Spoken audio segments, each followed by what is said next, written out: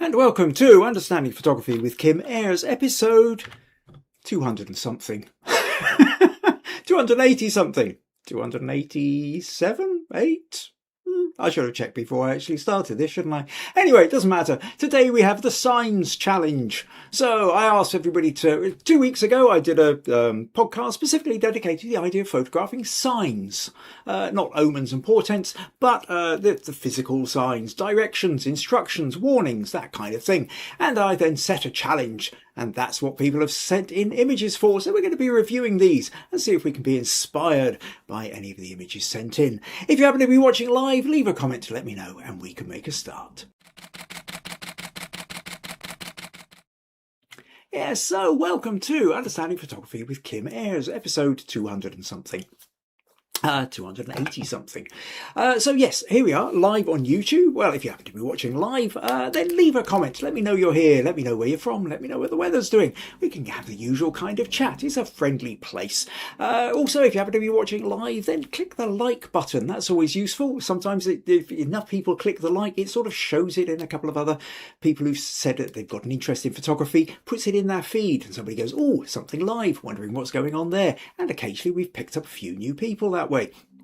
So that's always worth doing. So yes, click the like. What other bits of housekeeping? Yeah, so anyway, today then we are talking about the idea of signs. So 2 weeks ago, actually, I'll tell you what, just before we get into that, I see we've got comments in already. If you happen to be watching the recorded version, you can't comment live. You can still leave comments though, and you can still hit the like button, which of course always helps. But already we have in, so take it. Oh, Anton says, I've got to work, so we'll have to watch the video when I get home from work, but looking forward to it. Okay, so, and also another kind of apology sent. I got a message from April saying that she was heading off to some kind of photographic event, in fact, she was quite excited about, so maybe we should find out more about how that went from her at some point in the future. John joins us from a decent enough day here in mid-Ohio. Decent enough. Okay, it'll do kind of day, I think. Should be a fun podcast. Excellent. Well, I'm glad you're looking forward to it. Gunilla joins us from Roland, between Finland and Sweden. It is a set of islands there. It's windy but sunny here. Susan says hi from a cool and cloudy Whitley Bay. Oh, that's right. Okay, Whitley Bay on the north coast of England, not down in UPwKA then. I'm looking after grandchildren while our mummy does the London Marathon. Wow, that sounds like a story and a half. Sorry I didn't make the submission to the podcast. Yeah, well, I did wonder if I was going to get anything from you, Susan, especially, you know, all those signs around the bridge going across across the river at UPwKA there. Colorado Images. Marilyn says, hi everyone from a chilly Colorado. Lisa joins us from a dreary, chilly southern Maryland. Roland says, hi from London. And Alan joins us from Bridlington in Yorkshire. Excellent. So we have people. We have a podcast. We have topics. We have images sent in. So what are we talking about today? Today then is the Signs Challenge. So 2 weeks ago, I talked, well, I suppose if we take a little step further back than that, in the previous month, Anton accumulated the most Smug Points. And so that meant that Anton got to choose the topic for the month. So Anton decided that he wanted to look at the notion of signs. And these are kind of the physical signs. So generally speaking, they tend to be directional, they tend to be instructional, or they tend to be warning, or they tend to be kind of I am here. There's a kind of thing, it's either you are here, or this is where you need to go, or you should be doing this, or you shouldn't be doing that. One way or another, most signs tend to fall into those categories. So we decided, so I talked at length about the notion of photographing signs. And now, one of the key things that I was talking about, and I have to say, just a little heads up warning here, I think quite a few people have missed in their submissions, is the notion of the story of the sign. Just photographing a sign isn't really quite good enough. Sorry, wrong one. What am I trying to do here? I want to do that. That's what I was doing. Just trying to clear the bits down the side there. So the point is that you can photograph signs, but you can just see a sign and you can photograph it.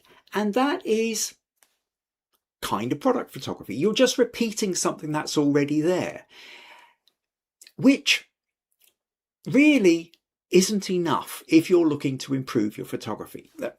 Let's take a little bit a sort of slight sidestep here into what are these podcasts about. These podcasts called Understanding Photography with Kim Ayres, with the idea that you improve your understanding. And most of the people who regularly visit these podcasts are wanting to improve their photography, partly for their own gain, but also because quite a few I know are on competition sites like Photo Crowd, Guru Shots, ViewBug, that kind of thing, or belong to camera clubs. And you get these little other kind of competitions. And so you might get something like Signs comes up on Photo Crowd, and maybe your pictures are appearing in, maybe you get in the 50%. Maybe they're not even making the 50%. Maybe what you're really hoping is to get into the top 10%, or maybe even a commended, or a highly commended, or a top 10, or Holy of Holies, actually win the contest.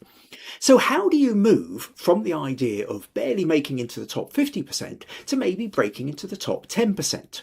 Of these photos? And most of the time, what makes all the difference is it's not just the object that you are photographing or the subject that you are photographing. It's what surrounds the subject. It's what plays with the subject, and it's what the story of the subject is.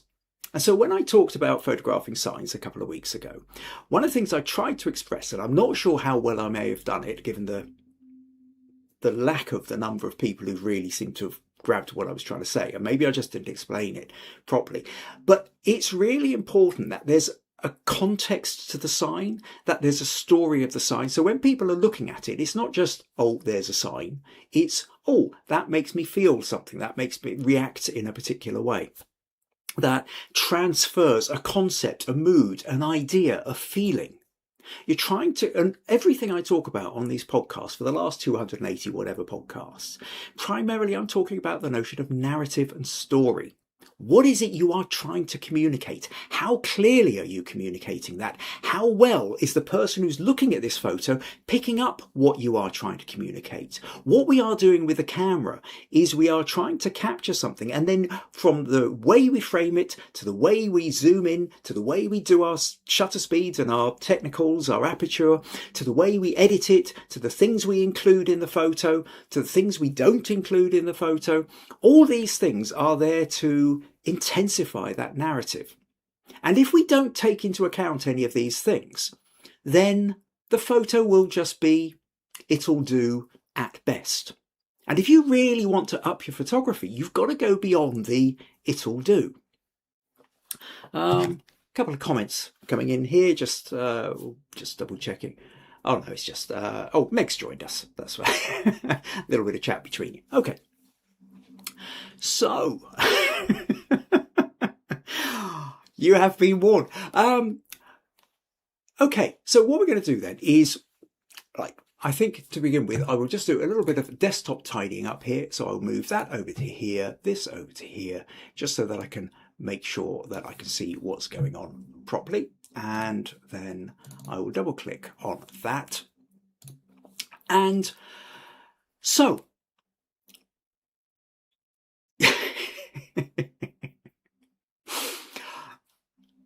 yes, okay, let's make a start. What we're going to do then is I'm going to start with Sandra. So let's flip over to here. So what Sandra, let's tell you. So Sandra says, while you were presenting the podcast on signs, I was walking around the Great Orme on a sunny but rather chilly and windy day in Llandudno, North Wales. Just for anybody who's wanting to know, or anybody who's kind of curious, in Wales, this is spelt with a double L. If you have an LL in a word, it's pronounced that. It's not a sound that comes in English. It's very much a Welsh Celtic sound. And you get it kind of by at the kind of the back of your teeth. And it's an interesting sound. A lot of people see the double L and they either would say Llandudno, or they've heard a sort of slight clicking and maybe go Llandudno, but it's a Llandudno. There you go.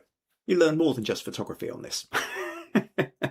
I spent part of my childhood in South Wales. That's why I know. Anyway, so she says, I took this photo of an information sign telling you a bit about the history of the site.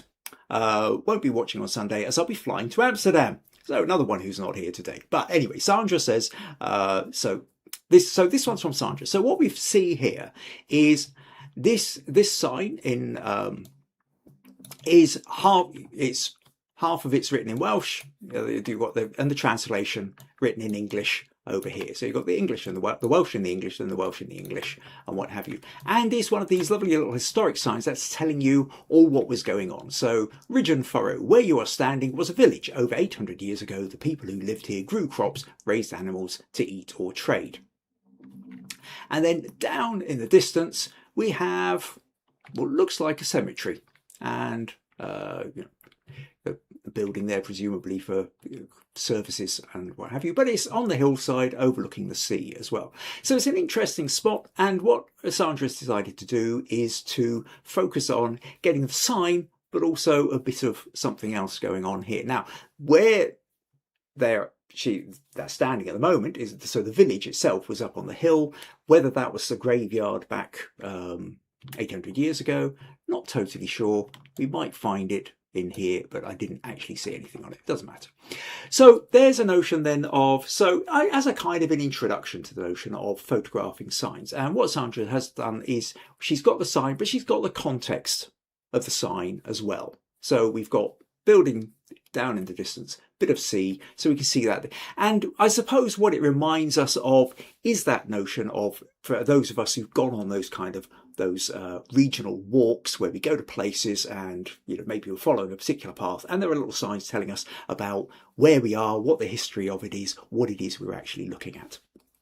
So that felt like a kind of a reasonable one to start with. So thanks very much for sending that one in, Sandra.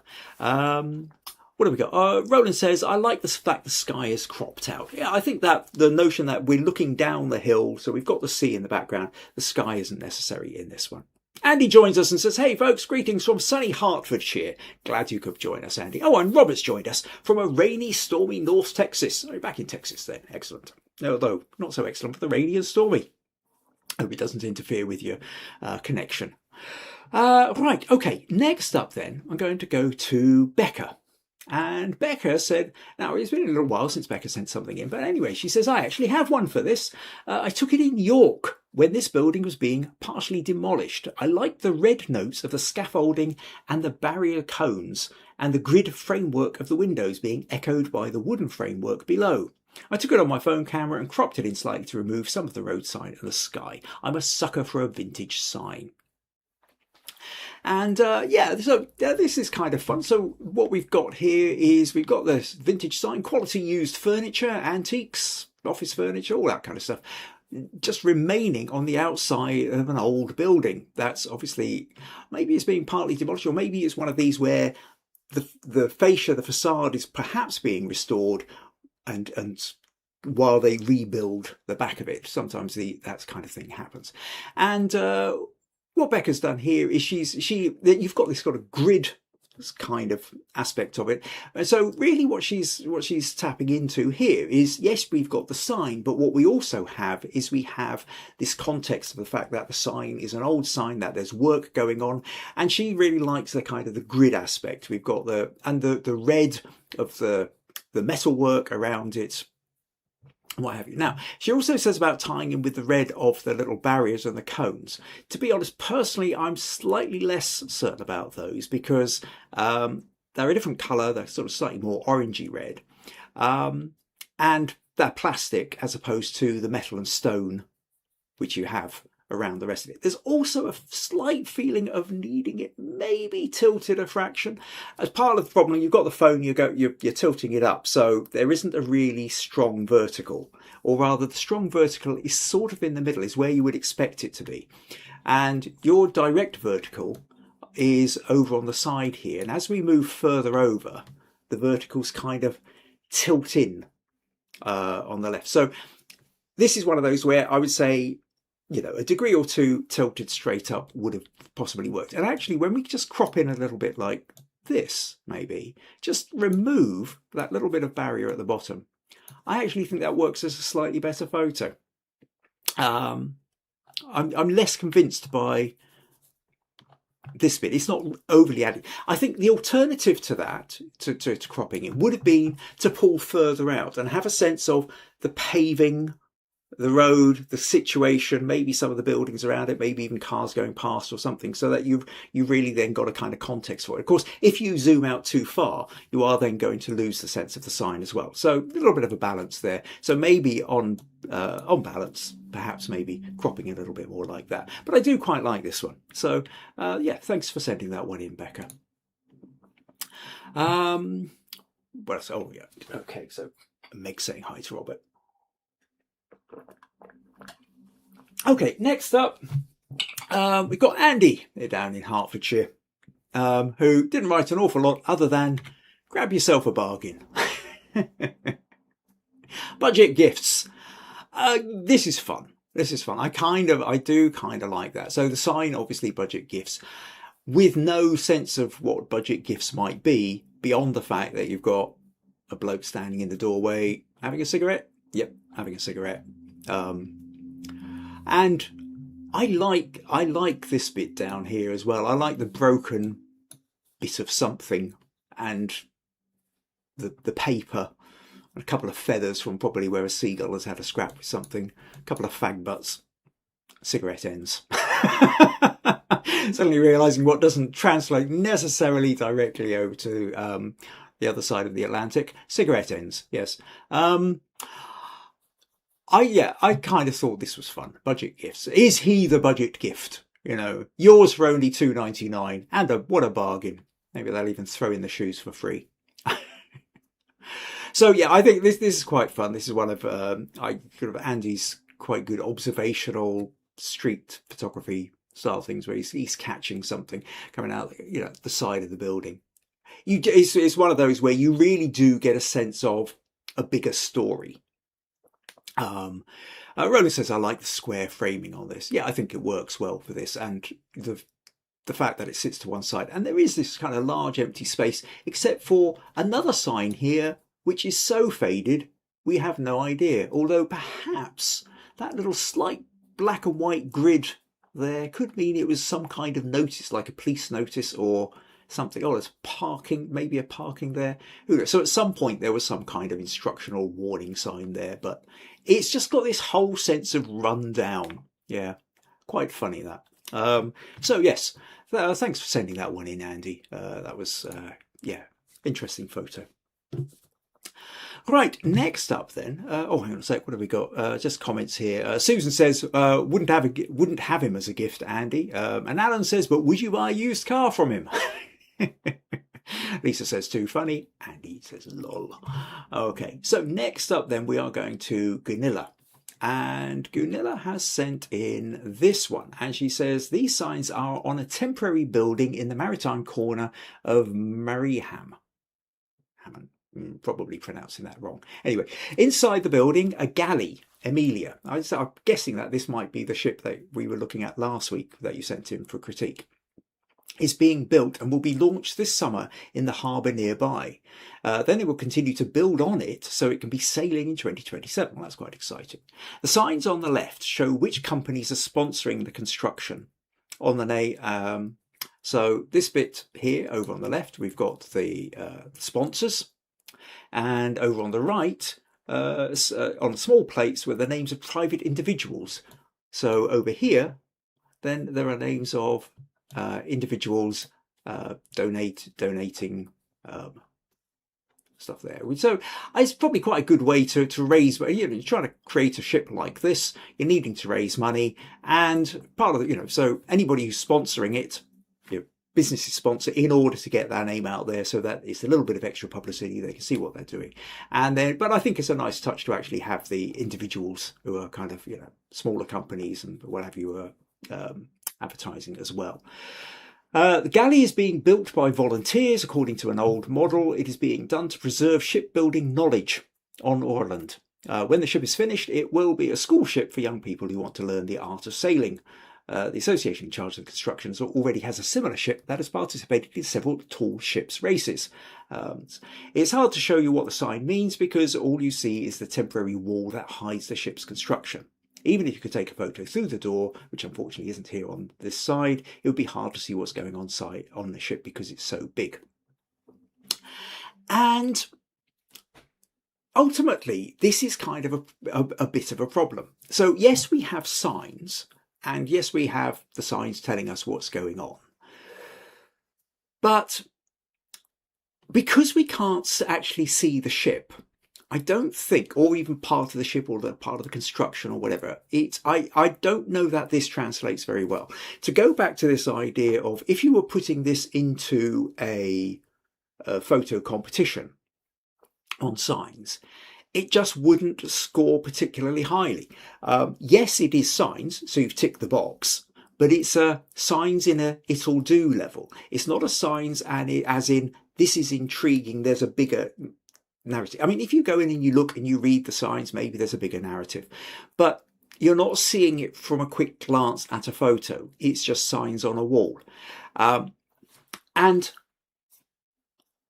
I think there's to go off on a slight tangent, but an important one, I think, is sometimes what happens is we take a photo and we know it isn't really working, but we still think it's something there, we'll put it in. And I think sometimes there's sometimes if we can't get the photo we want at the place we're at, that's okay. You know, photography is full of the ones that got away. I could give you loads of photo stories about ones which didn't quite make it. So, but in which case you then go and find something else. You go and find something else which does do it or does it better. And rather than put in a photo which doesn't really work and say, here's my photo, it doesn't really work because of this. Well, then you've explained why it doesn't work. But then if it doesn't work, why are you submitting it? And I think this is actually is quite a widespread thing. This isn't me having a go at you at all. It's about trying to have an understanding that in the end, anybody else looking at the photo that we present doesn't care about the story, doesn't care about the excuses. The only people who care about this tend to be us, occasionally other photographers, if they're particularly interested. A couple of weeks ago, I was talking about an interview I did with Martin Bone about photography.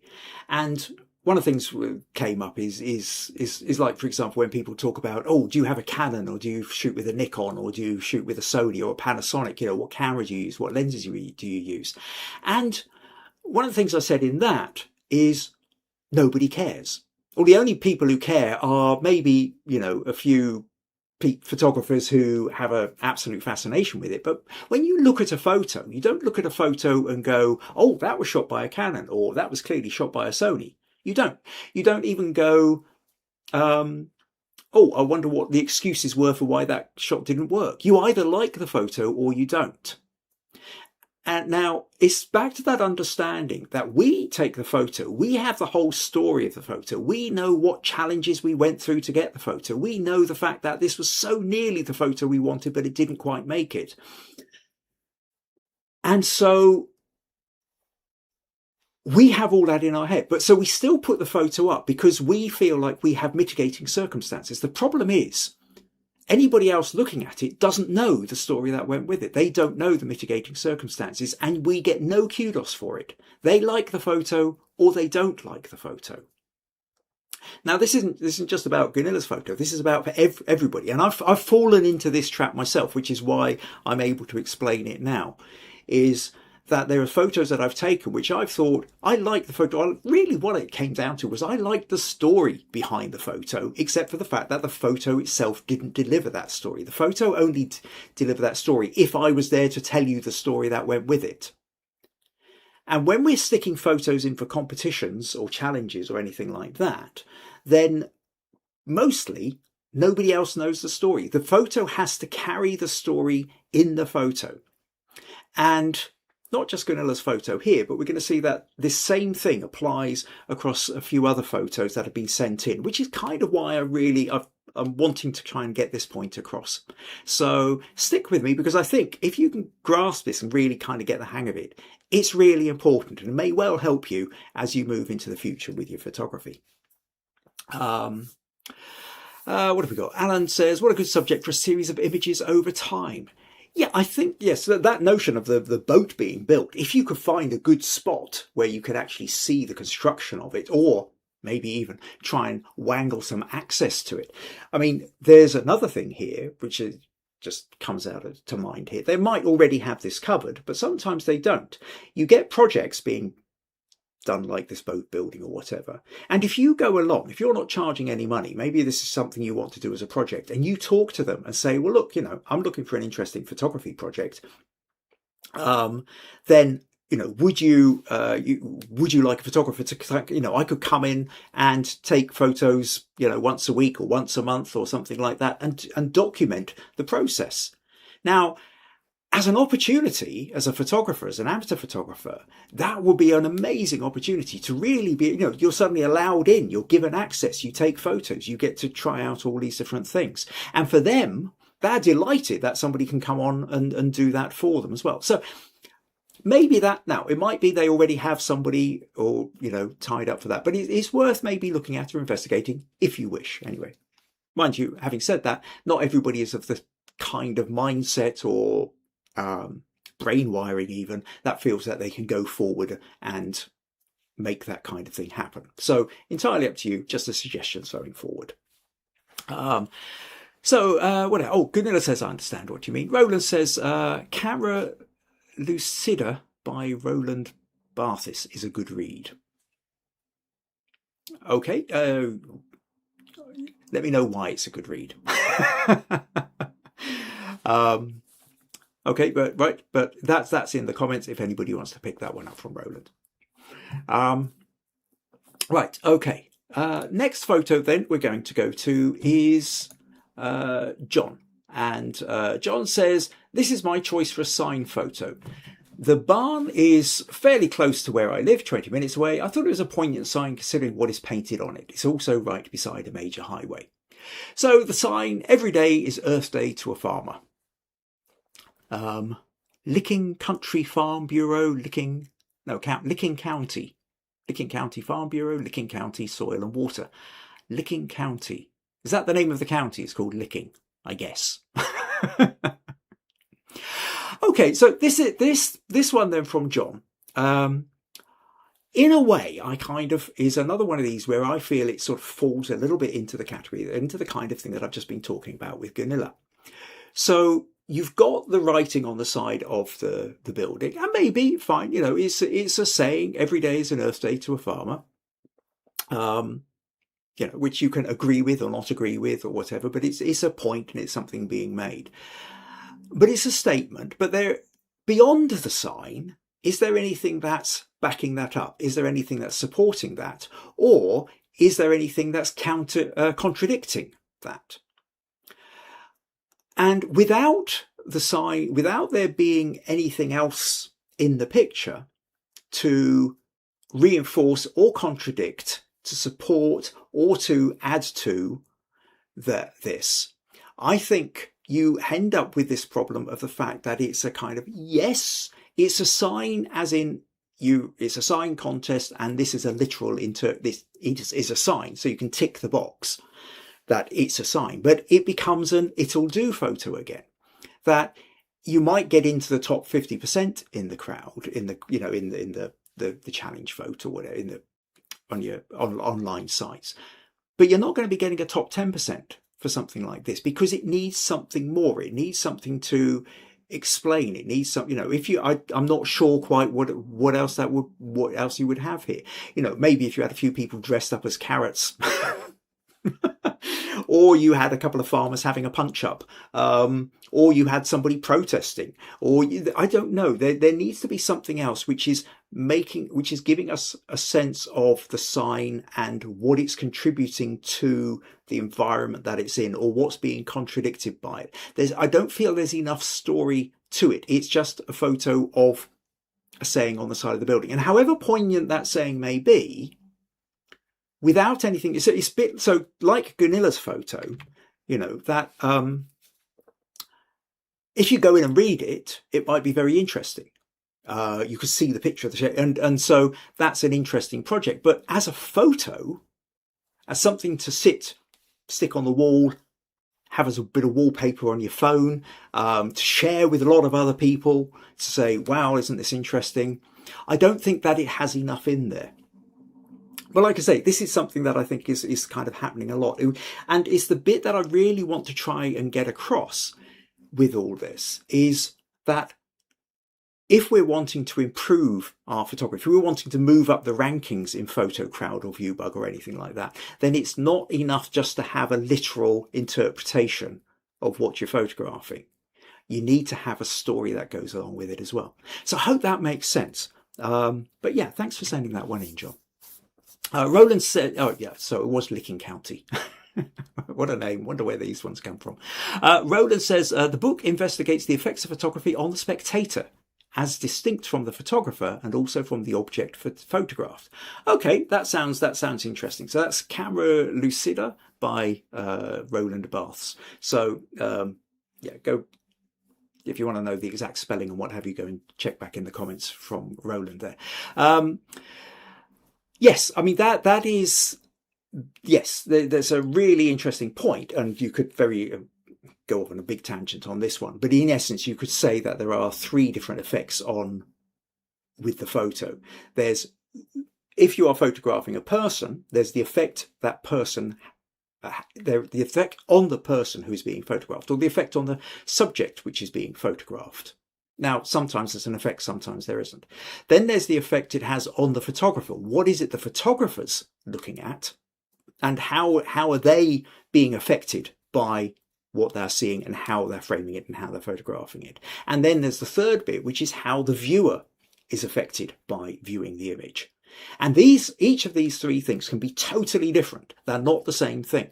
And yes, I guess in that sense then, Roland, that's a really good point, and it's very relevant to what we're saying, which is we take a photo, it has an impact on us, and then we put the photo out there, assuming that it's going to have that same impact on somebody else.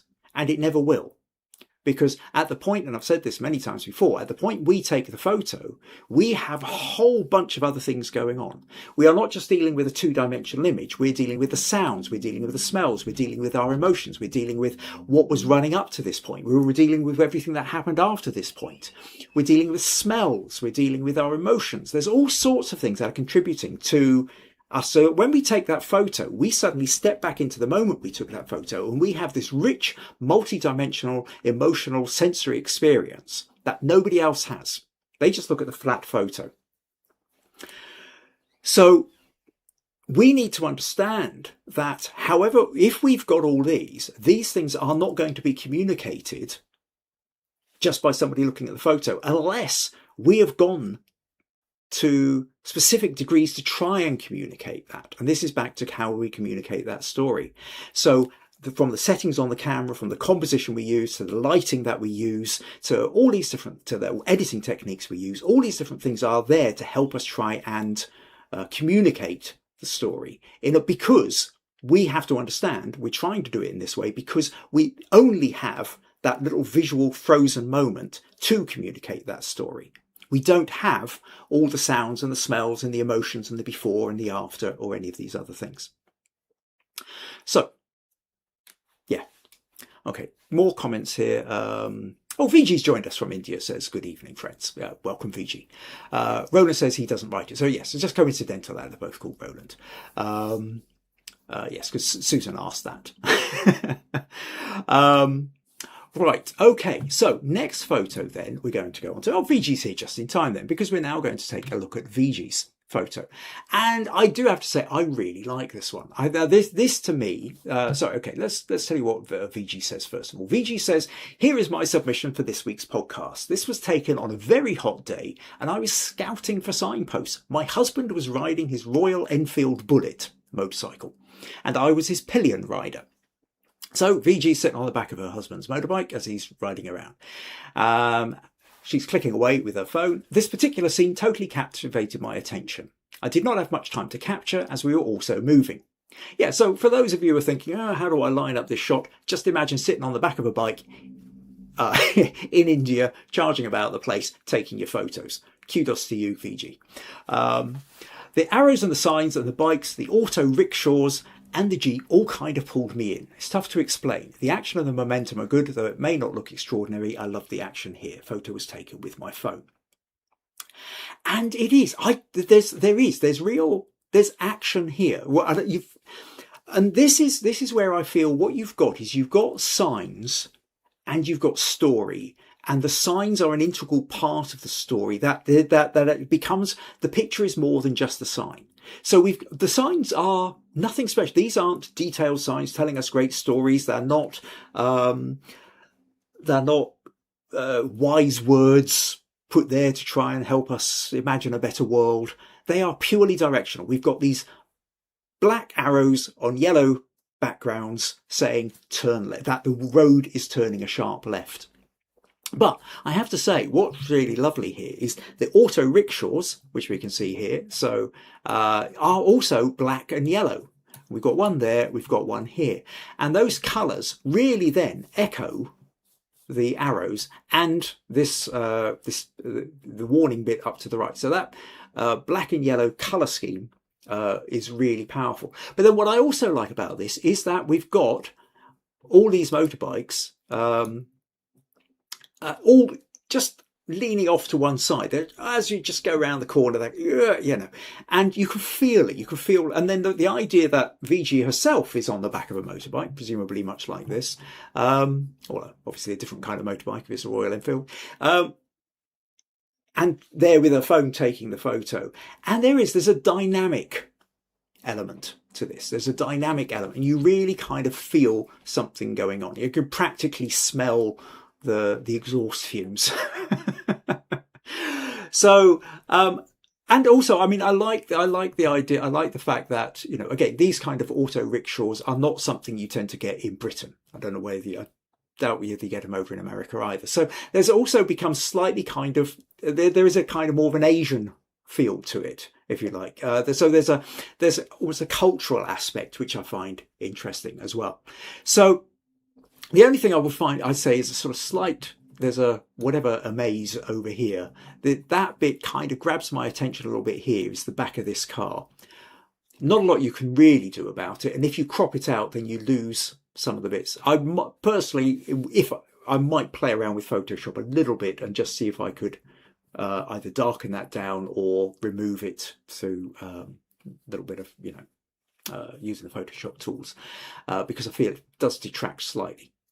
But that aside, I think this is really, I think it's a great photo. This does do what I was hoping you could do with a sign for a science challenge. So yeah, thanks for sending that one in, Viji. So what have we got? Andy says, loving this, Viji. Alan says, oh, this really works. Susan says, wow, well done, Viji. Lisa says, so cool, Viji. You live an exciting life. Roland says, I rode an Enfield across Goa. Wow, okay, I like the flow of this one. Susan says, Royal Enfield, that takes me back. John says, this is a great shot. And Marilyn says, great shot, Viji. Excellent. Right, okay, next on then, we're going to go to Anton. Now, Anton sent in this shot and says, I've been having surprising difficulty finding a good sign shot, but a couple of days ago I found my sign. I took a couple of photos of it during the day that I liked, but I thought I could do even more with it. So after work today, I went out and managed to line up the moon behind the lantern on the sign so that it looks like it's the lantern that's shining. I only mention this because I don't think it's obvious. I don't think it needs to be. It's just a cool little detail. Now, what Anton's talking about here is this sign up here. And the moon isn't the light up here. The moon is actually just behind the little lamp on the sign there. And now, interestingly, I think when we zoom in like this, this becomes much more of an interesting photo. This is the sign. And we've got Aloha. Not quite sure how you pronounce that. Doesn't really matter.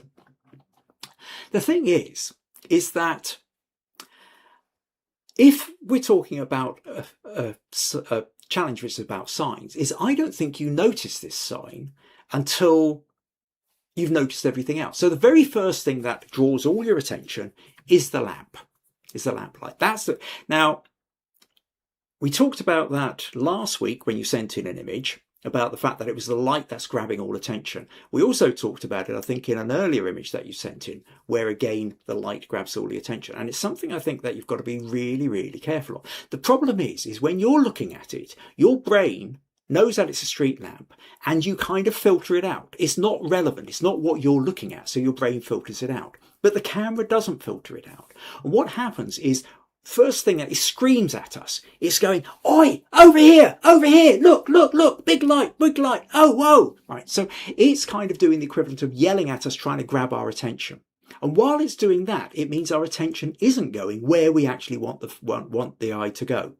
The next thing that's grabbing attention is all this patterning on the left, where the light is hitting. It looks like it's either shadow or there's some kind of texture, tiles or something or what have you. And there's an interesting kind of diamond grid shape over on the left here. And so that becomes the second thing that grabs all our attention. After that, the third thing that grabs our attention is this tree. And, we notice that because it's again bright patch against the dark background, we notice the tree and then we notice the houses, the street, the back. Oh, there's a little stop sign under there. But now there's a street going up. And if we are still looking, we might then, the final thing we're going to notice is the sign. And for a signs challenge, the final thing you see out of 4 different things being a sign is one of these which isn't working in your favour.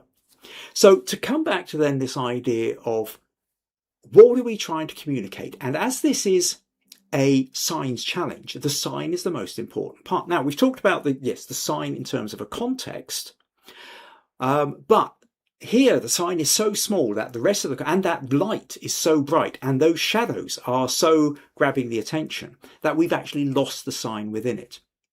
What I do want to do with this, now, generally speaking,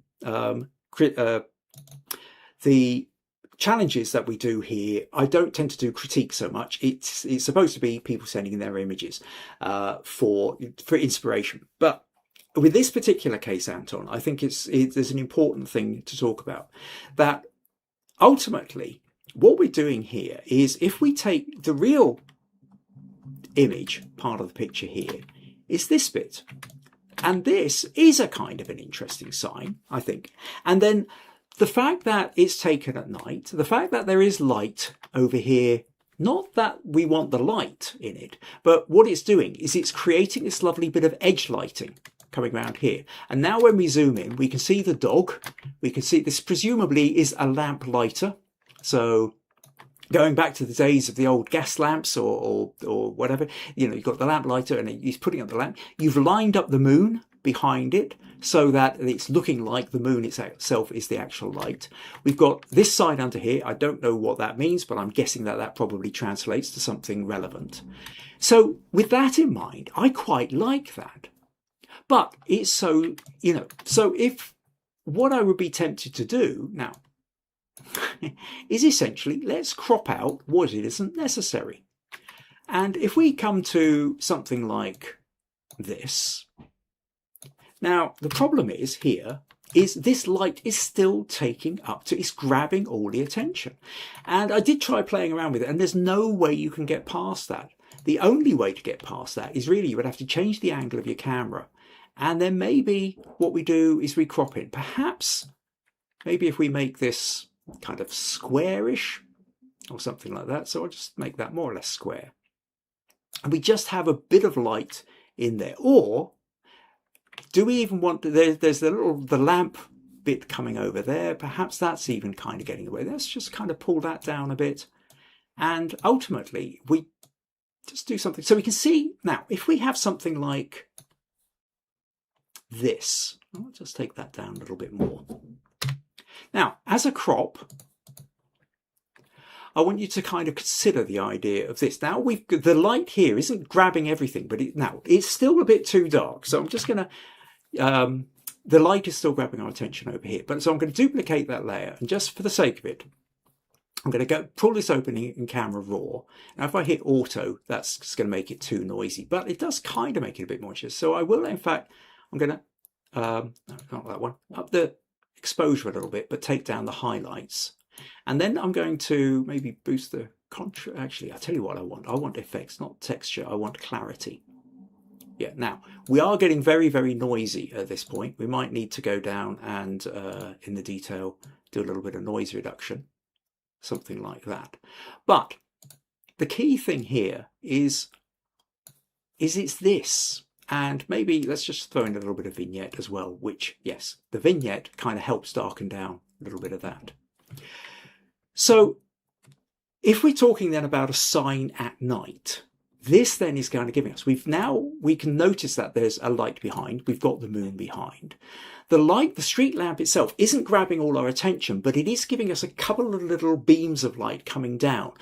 And then that's allowing us, it's tying in with these little bits of edge lighting. And it's a beautiful shape. There's absolutely no doubt about it. It's a beautiful shape. And I really like that. And I think that this is the photo. Now, if you put this photo in, I think this would have ended up, this is one of those where you move from a bottom 10% up into a top 10% for a competition about signs. I really like this. I think there's something really powerful about it. And I love that whole nighttime photography of it and that use of edge lighting with it. But when you include the original, if we go back to the original photo where it's like this, we don't even notice it. So I hope that all makes sense, Anton, and that, maybe if you've got other versions of this photo, or you can go back to it or something like that, get a zoom lens, try different things out. But what you've got to do, and this is something which we've talked about now on basically 3 occasions, is the street light itself is grabbing all the attention and screaming at us to look at it. And it's not the interesting bit of the photo. So really try and take that on board, that if you are going to take a photo, you've got to have a really compelling reason to include that really big bright light. Because under 99.9% of circumstances, all it's doing is taking our eye away from where it wants us to look. So I hope that makes sense, Anton. I hope that gives you a few ideas for future. But thanks for sending that in. Kind of gave us something to play with. So what have we got here? Gordon Simpson has joined us and says, could this be a sign? Welcome, Gordon. No, Gord Simpson.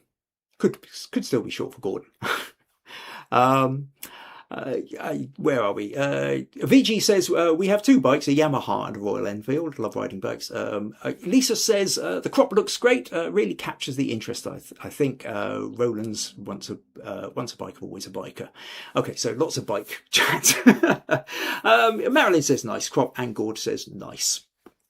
Excellent. Okay. Right. So, where are we?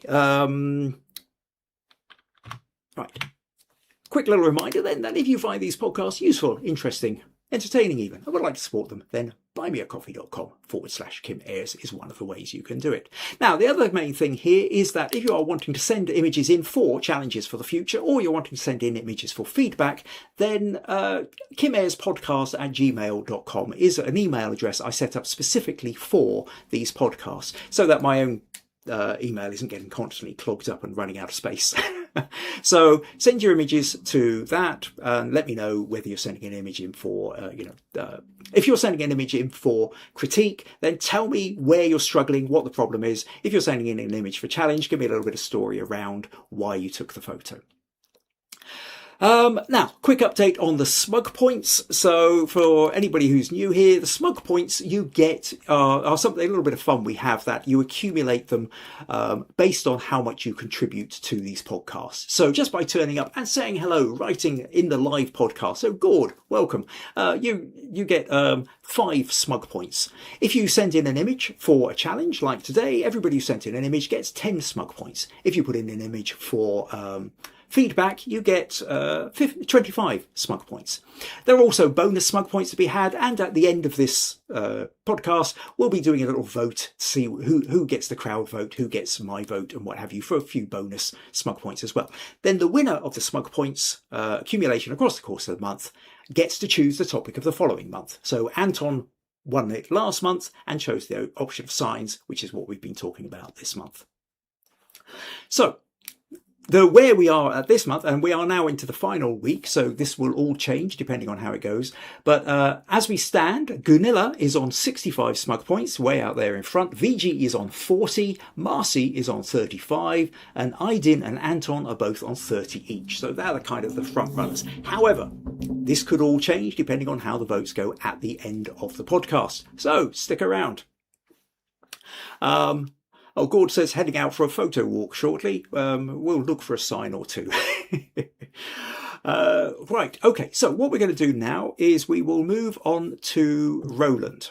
And now Roland this is his first image that he sent in for a challenge, so welcome. And no, not that one, that one, there we go. And Roland has sent in this one, which I thought was fun. So this is an example, I think, which is a good example then of a way of what you're trying to do is create an interesting photo, and the sign is a part of the story of the photo. So these kind of the underground train things where you've got the escalators going up, they're always kind of out for a good shot if you can. You know, you can line up, you've got all these leading lines taking you up, you've got the curves, you've got the shape, you've got the geometry. So great for lines, great for kind of, you know, that kind of creating a shape. And then because it tends to be, well, it's people, you've got people on the escalators as well. So that's like adding an extra bit. What's fun about this, I think, particularly, is we've got the arrow saying way out, and it's pointing, and it's on the left and it's pointing up, except for the fact that this person is clearly on the way in. Looks like they're on the phone as well. So the escalator's coming down. The escalator that's going up is this. So unless everybody's standing backwards to go up and to go down, then I think there's a kind of, I like that kind of, the kind of confusion. Because if I was walking along, supposing these escalators were empty, you know, there wasn't anybody on there to give you the guidance, there's every chance you would go, oh, way out. And if you're not thinking straight, if you're on autopilot, end of a long day, you go suddenly find yourself walking on the escalator without actually getting anywhere, as it's just taking you back down again. Maybe you click on a bit more early than that. But it was a kind of one of those maybe smile ideas. So yeah, this is a fun one from Roland. So again, this is a good one. I think like Viji's one, you've got a sign, you've got a context of a sign, but the sign is also integral to the story that's happening around it as well. So nice one, that Roland. Thanks for sending that one in. What have we got? Meg says, oh, that's absolutely amazing. Marilyn says, nice shot, Roland. Roland says, London Underground is always a great subject. And Susan says, I like this image, Roland. Okay, next up then, we have Alan. So Alan in Yorkshire sent in this one and said, I took this photo to show 12th century building with 21st century problems. So yeah, warning, anti-vandal paint used in this area with old Norman church in the background as well.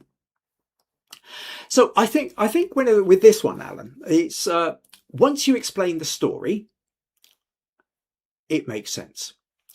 The question is does it make sense if you haven't explained the story? Which is kind of going back to the bit that I'm talking about with Gunilla and with John, which is I'm not entirely sure that it does. You know the story, and so once you've got that story in your head, you see it all makes sense. Everything kind of comes together. But I think unless you already know it, I don't necessarily think that it actually jumps out at you. So it ends up being a picture of a sign that says warning, anti-vandal paint used in the area. What's that telling me? Tells me that, okay, there must be vandals around who are spraying sides of buildings or whatever. It doesn't feel like there's enough there to lift it up the levels as such. Again, it feels like a photo of a sign, but not necessarily the story. The story only really comes, I think, once you already understand the story. And given that if you are putting this into, you know, whether it's a camera club or online competitions like Photo Crowd and Guru Shots and what have you, I don't think it's necessarily going to translate to people who don't know the story to begin with. One other thing I would say is it's got a slight tilt to the right, looks to me. It just feels like you could just nudge it over a degree or two. what you really need to do when there's not an obvious flat horizon, which there won't be because the church, because it, and there's a sort of, you're looking at an angle, so there's not an obvious horizontal. You need to make sure the vertical, so you need to find the dominant verticals. And if we look at the dominant verticals here, they're all just leaning over a little bit. So if you make those verticals straight, everything would feel slightly more comfortable. Anyway, that's just a little aside there. But yeah, thanks for sending that one in, Alan. Susan says, I like this. No, it was Roland. Roland says, thank you. And Alan says, I agree with your summary. Okay. Right, next up then we have April. And now, I think with this one, we're kind of into the same realm again, like we were with John's photo. I mean, there's plenty to look at. We've got all these different sizes, the Long Island Bagel Cafe. There's a sort of sense of, I mean, again, there's a cultural aspect to this. It's very much a kind of, I think, an American diner kind of place. It's not something that you certainly get in Castle Douglas in southwest Scotland. The Bagel Cafe, we've got, the open at 5 a.m. catering. We've got all the neon signs ready to go. It's empty. And I think to me, it feels like, well, and then what? I feel like I need something else. Now, maybe if you had, a cop car parked to one side and a couple of cops standing there, or somebody there just munching on a bagel. I don't know. Well, was that donuts? Probably mixing up my American movie metaphors and stuff here. If you had some kind of action, if you had people meeting, if you had, I think it needs some kind of interaction, not just anybody standing there, but some kind of meaningful interaction in order to create a story out of it. Otherwise it's a picture of a building, which again is okay. And, in pictures of urban buildings, pictures of cafes, might get you into the top 50%. But if we're talking about the idea of trying to elevate the photo into something which is really going to grab people's attention, get into the top 10%, try and get a highly commended or a top 10 or anything like that, then there's really got to be much more story and narrative to it. So in terms of a signs competition, it has signs, yes, but I don't feel there's enough to really elevate it up to something. So I hope that all makes sense, April. But I mean, at the same time, interesting cultural references, because like I say, it's then clearly, it's a Long Island Bagel Cafe. It's something which is specific to your region. And I quite like that. It's like the idea of Viji's picture, there being cultural references to the fact that, not from these era parts. But yeah, thanks for sending that one in. Roland says, kind of liminal. I like that. And Lisa says, it's donuts. Yeah, that's right. Donuts, not bagels. Round things with a hole in. Hey. Close. Right. Next photo then we're going to go to is Janet. And Janet sent in this one. Says, this was from my last Scotland trip in 2014. So 12 years ago on the Isle of Mull. On the Isle of Mull. It's either on Mull or there is another island called Isla. So it's either Isla or Mull. Doesn't matter. It would be, it was across from the Kinloch Hotel and the Pennygold store, which Google Maps now says is permanently closed, at a time when the store was still open, along with, more importantly, the parking lot. When I had a summer job on the Isle of Mull, back in 1994, so 10 years earlier than that, 20 years earlier than that, in fact, this was the nearest bus stop. When I tried to check this on Google Maps, it showed 18 miles to Fionport for Iona Ferry, close enough, but 29 miles to Salem. So actually, whereas here it says Salem 20, she's saying on Google Maps it says it was 29 miles.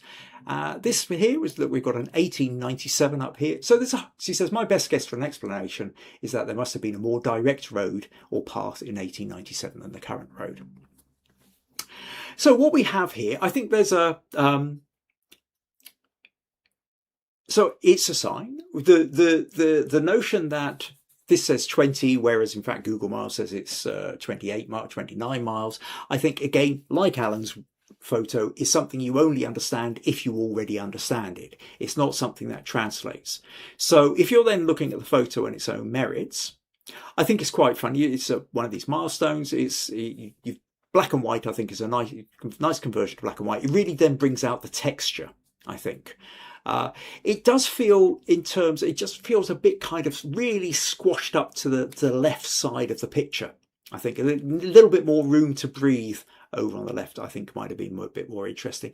Also, I can't help but wonder, there's a hint of a, you're not going to see it because it's behind my head, but maybe if I do this, you might just kind of bring it back into shot. You can see there's a little house in the background here. And we can see, probably a little bit of a hill starting up the back. And I think maybe if you pulled back a little bit, give it a little bit more space, maybe give it a little bit more background, I think then at that point you've got the notion of the kind of the story is this isolated milestone sitting there in this really rural environment. And then again, I like your black and white conversion. I think that would then raise it up a bit. This feels just kind of a bit too squashed to one side, I think. But other than that, I think, I do like the texture in that. But like I say, the actual story bit of sailing not being the right number of miles is one of these things that you only know if you already know it. Roland says black and white works really well. Viji says lovely shape, and black and white takes us to that age. Right, next photo then we're going to is Marilyn's. And Marilyn says, hi Kim, every year at the Denver Botanic Gardens hosts a huge holiday lights display over the holidays called Blossoms of Light. I love this glowing sign, but also wanted to capture the young girl. She was here with her family and they were pushing her around in a small cart as it was very crowded and the path through the lights was very long. I didn't quite capture her excitement, but still like the photo. Okay, so yeah, this one's maybe, what we've got is it's a colourful photo. We've got the sign is all lit up. We've got all these trees with lights hanging around them. And then we've got the girl in the cart here as well. It feels almost to me a little bit like there's two different stories going on. Maybe if the girl was called Blossom, maybe she is. If we knew the girl was called Blossom, then I think we've got a really lovely story. Well, a really lovely story to anybody who knows she's called Blossom. If she's not called Blossom, then I think you see,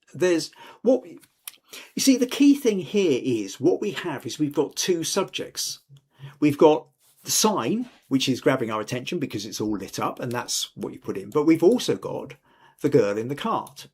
And that's more unusual. We don't usually see a girl in a cart like that. So we're perhaps implying that maybe there's disability or something. We don't really know. But there's something going on here. So we're looking for a kind of an explanation for what's going on here because this is unusual. But there isn't anything else in the picture to give us that explanation. Instead we've got the picture of the title of the light show, Blossoms of Light.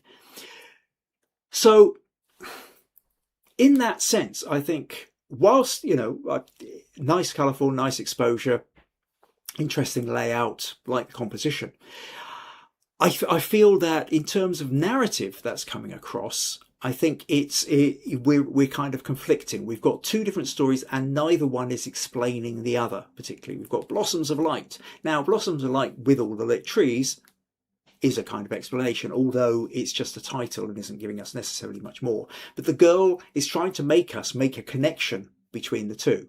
And like I say, if you happen to know the girl was called Blossom, if there was a little sign down on her cart called Blossom's Go-Kart or something like that, then you have a great photo. Then you have that connection between the two. And that then really feels like a rewarding. We've discovered that she's called Blossom. We've discovered it's Blossom's Go-Kart or something like that. And we feel, we can see the connection. We can see the story that you've done that. But with the absence of that, I think there's a kind of slight kind of confusion there. So again, in terms of how it would rank in the, like an online competition or something, I think that kind of confusion means that people would skip past quite quickly.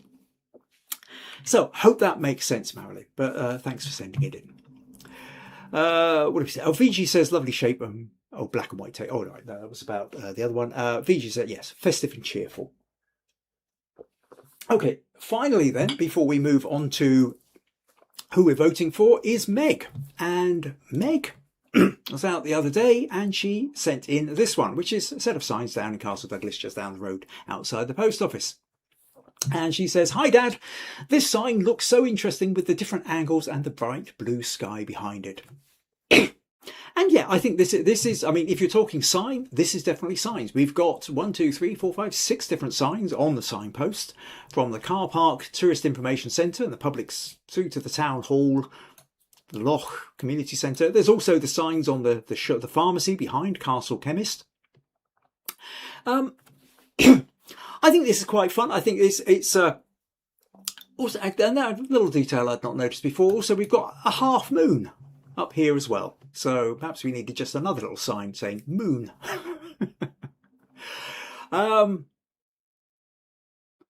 So I like the centering of it. I like the blue sky behind it.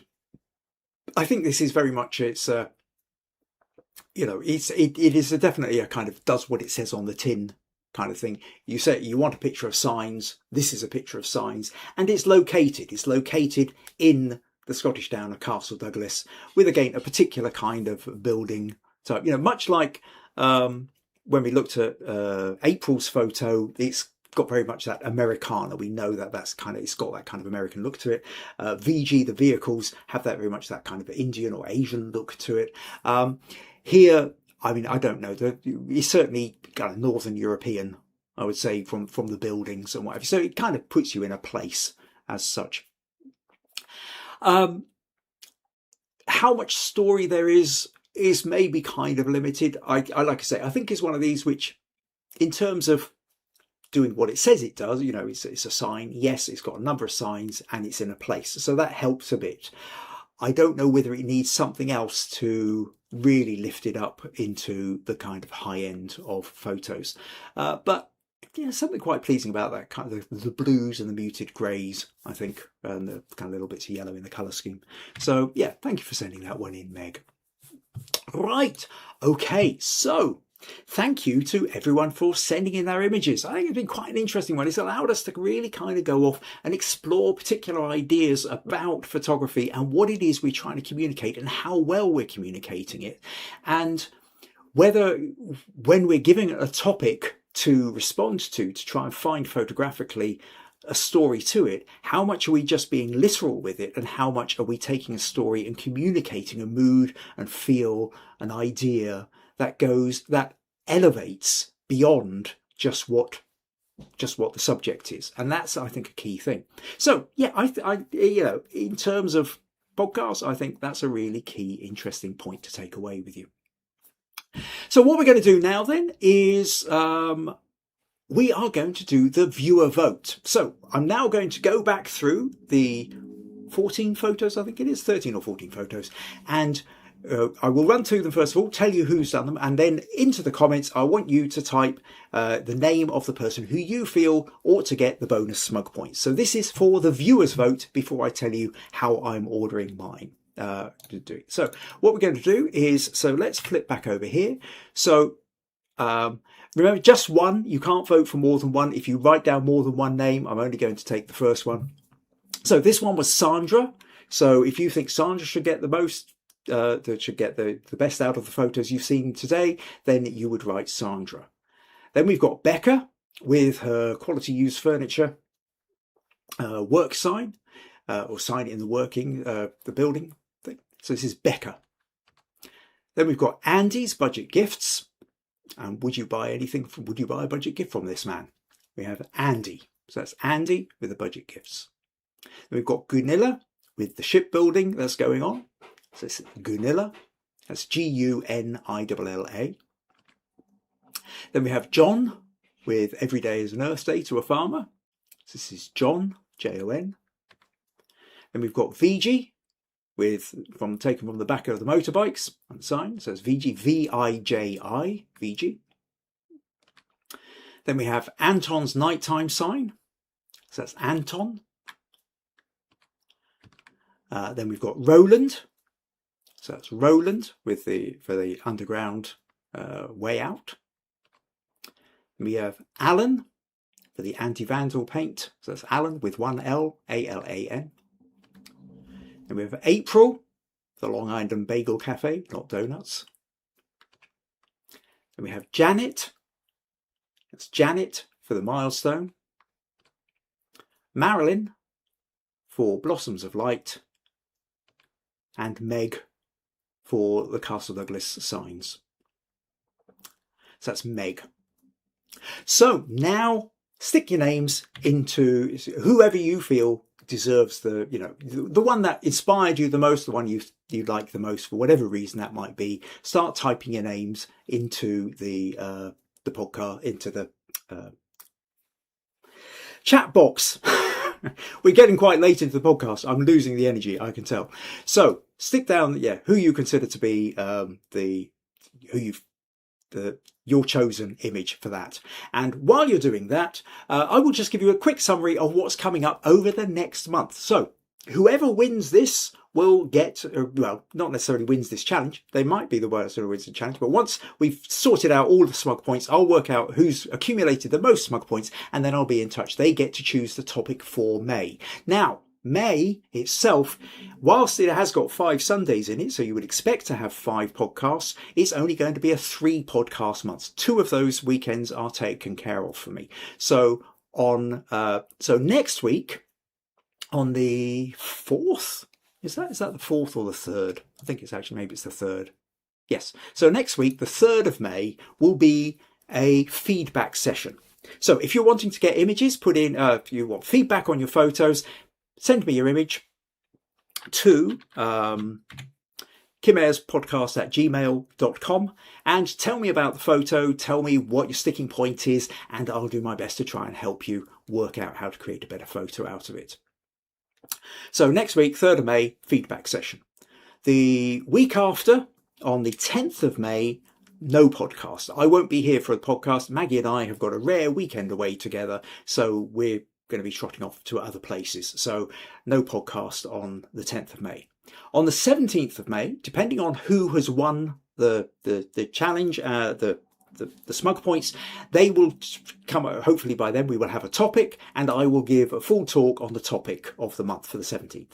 The 24th of May, there won't be a podcast because that's Spring Fling weekend. Now, I will talk a bit more about that on the 17th, but Spring Fling weekend is coming up, where I am going to be taking part. If you are in Dumfries or Dumfries and Galloway, that weekend of May, come and see me. I'm going to be putting on this particular event where I'm going to be photographing people, creating a large scene, all sorts of interesting stuff going on. I'll also have gallery area where you can take a look at photos, you can talk. There's all sorts of other wonderful studios. It's a whole open studio event right across the region of Dumfries and Galloway, with loads of artists, photographers, makers, weavers, potters, jewellers, all sorts of people to come and take a look at their work. Maggie also will be taking part in that. And then finally, the 31st of May, we will then have the challenge on whatever topic it is we're discussing on the 17th. So that then is what we're going for. Right, so that's what's coming up. Now I can tell, let's do a quick summary then and see who we've got here. So Viji says Janet, Marilyn says Roland, Gunilla says Sandra, John says Viji for taking it on the move, Alan says Viji, Lisa says Andy, Roland says April, Robert says Meg, Andy says Viji, Susan says Roland, and Meg says Alan. So let's just check that. We've got 1, 2 for Roland, we've got a couple for Andy, I think, and so how many is that? I think it's Viji here. What have we got here? So 1, 2, 3 for Viji. Now, interestingly, I've got a little one of these translation symbols come up next to Viji where it's translating Viji as vegetables.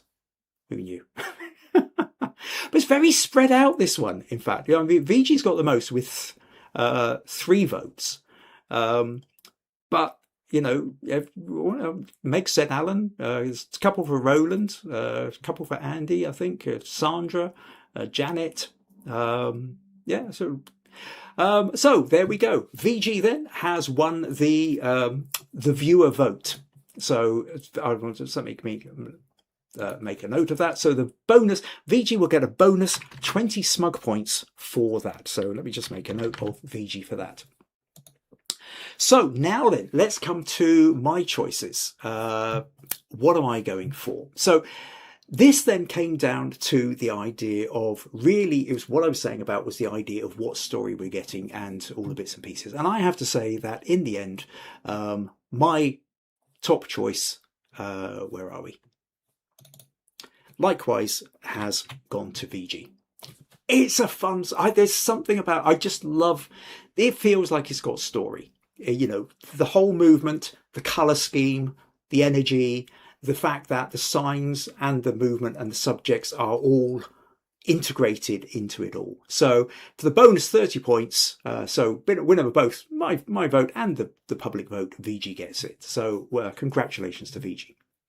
My second place that I'm going to go for here is Roland. Has to be said, it's a fun shot, as Roland says, London Underground. You kind of almost can't go wrong, as long as the security guards don't come along and say, "Oi, can't take a photo in a public space."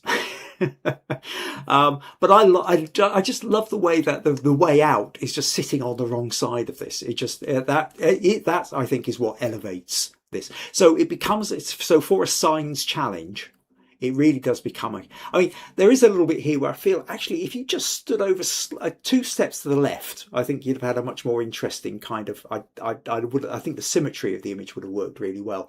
But that aside, it's another one where the sign itself is properly contributing to the narrative. And then third place for a bonus 10 points, I think I have to go for Andy's budget gifts. Again, there's narrative here, there's fun, there's a story, there's we've got a sign, but somehow it seems to contradict what we're seeing next to the sign as well.